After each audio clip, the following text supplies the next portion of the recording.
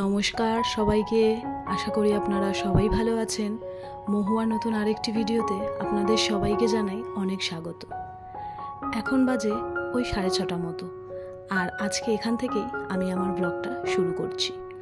সকালে ঘুম থেকে উঠে বাসি জামা কাপড় ছেড়ে একটু ফ্রেশ হয়ে চলে এসেছি গাছের ফুলগুলো তুলতে। ফুল তুলে জামা কাপড় ছিল অনেকগুলো, সেগুলোও ভাবলাম চটপট কেচে নিই।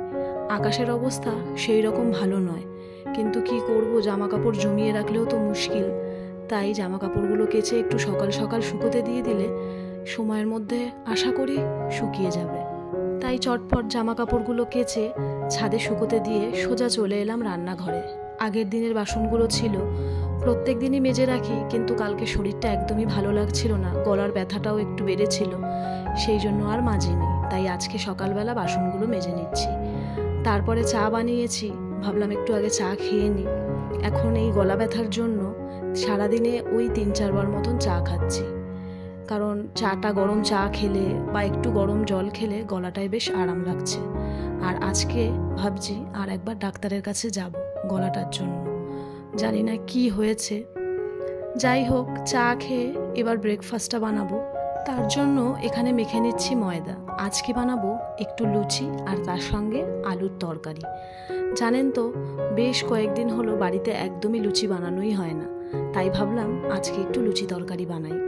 তার সঙ্গে এখানে তরকারিটা একটু আগেই বসিয়ে দিয়েছিলাম, তরকারিটাই প্রায় হয়ে এসেছে। এখন একটু মিষ্টি আর একটু জল শোকালেই তরকারিটা হয়ে যাবে। চলুন তাহলে চটপট লুচিটা ভেজে নিই। প্রথম দিকে বেশ কয়েকটা লুচি ভেজে ডোডো আর অজয়কে খেতে দিয়ে দিয়েছি, আর এখন আমি গরম গরম কটা ভাজবো আর খাবো। লুচি ঠান্ডা হয়ে গেলে খেতে একদমই ভালো লাগে না।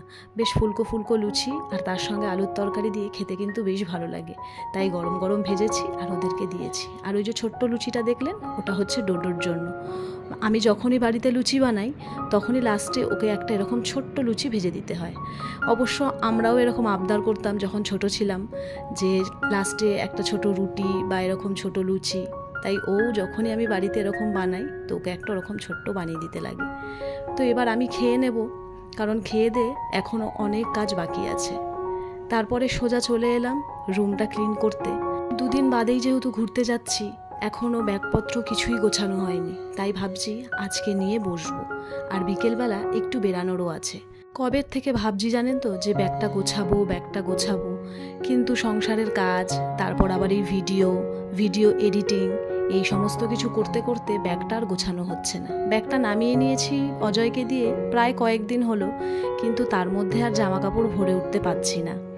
যাই হোক, আজকে সমস্ত কাজ সেরে ভাবছি রাতের দিকে খানিকটা ব্যাগটা গুছিয়ে নেব, কারণ শেষের মুহূর্তে গিয়ে দেখবো তারপরে নয় এটা নিয়ে নিই নয় ওটা নিয়ে নিই, তাই সেটা যেন না হয়, তাই আজকেই ব্যাগটা গোছাবো।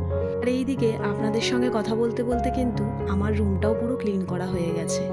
এখন রুমটাকে মুছে নিলেই ঘরের যে কাজ সেটা সারা হয়ে যাবে। তারপরে চলে এলাম রান্নাঘরে। এসেই আজকে সবার প্রথমে ভাতটা বসিয়ে দিলাম। ভাতটা আগে হয়ে গেলে একটু ঠান্ডাও হয়ে যায়, অসুবিধা হয় না সেরকম। তারপরে আজকে বাজার থেকে আনা হয়েছিল চিকেন, তো চিকেনটাকে আগে ভালো করে পরিষ্কার করে ধুয়ে নিচ্ছি। অনেকে বলে চিকেন নাকি ভালো করে বেশি ধুতে নেই, কিন্তু আমি জানি না, আমি কিন্তু চিকেনটাকে অনেকবার পরিষ্কার করে ভালো করে ধুই, আমার ভালো লাগে না নইলে। তারপরে একটা গোটা লেবু আর নুন মাখিয়ে চিকেনটাকে খানিকক্ষণের জন্য রেখে দেবো, তাহলে চিকেনের মধ্যে যে গন্ধটা থাকে সেটা চলে যায়। আর ঝুড়িটাও ধুয়ে নিলাম চট করে, কারণ আমার বেসিন তো ছোট, বেশি বাসন জমিয়ে রাখা যায় না, সেই জন্য। তো ওইদিকে মাংসটা ততক্ষণে থাকুক রেস্টে, এদিকে আমি চট করে এই কৌটোটা ভালো করে মুছে নিলাম। রাখবো হচ্ছে এর মধ্যে ছাতু রাখার কৌটো পাচ্ছিলাম না জানেন তো, কারণ ছাতু প্রত্যেক দিন ওই প্যাকেট থেকে বার করে করে বানাতে খুবই অসুবিধা হয়। তাই দেখলাম একটা কৌটো এক্সট্রা রয়েছে, তাই ওটাকেই ভালো করে পরিষ্কার করে ভাবলাম এর মধ্যে ছাতুটাকে ঢেলে রাখি। আর এইদিকে ছাতুটা ঢালতে গিয়ে টেবিলের ওপর একটু ছাতু পড়েছে, তাই ভাবলাম পুরো টেবিলটাই একবার পরিষ্কার করে নিই। তারপর টেবিলের যে ম্যাটগুলো ছিল সেগুলোও রেখে দিলাম। আর আমার যেহেতু ভাতটা হয়েই গেছিলো, তাই একবারে ভাতের হাঁড়িটাও টেবিলে রেখে দিলাম। আর এইদিকে চিকেন রান্না করার জন্য যে জিনিসগুলো লাগবে সেগুলো কেটে নেব, যেমন আলু, পেঁয়াজ আর বাদবাকি জিনিস। আর আমাদের বাঙালিদের চিকেন তো আলু ছাড়া ভাবাই যায় না, চিকেন হোক বা মাটন হোক, এক পিস আলু যদি পাতে পড়ে তাই দিয়েই মনে হয় খাওয়া হয়ে যাবে। আর এরই মধ্যে আকাশ কালো করে এসেছে, এক ছুট দিলাম ছাদে জামা কাপড়গুলো আনার জন্য। আর একটু দেরি করলেই সমস্ত জামা কাপড়গুলো আমার ভিজে যেত।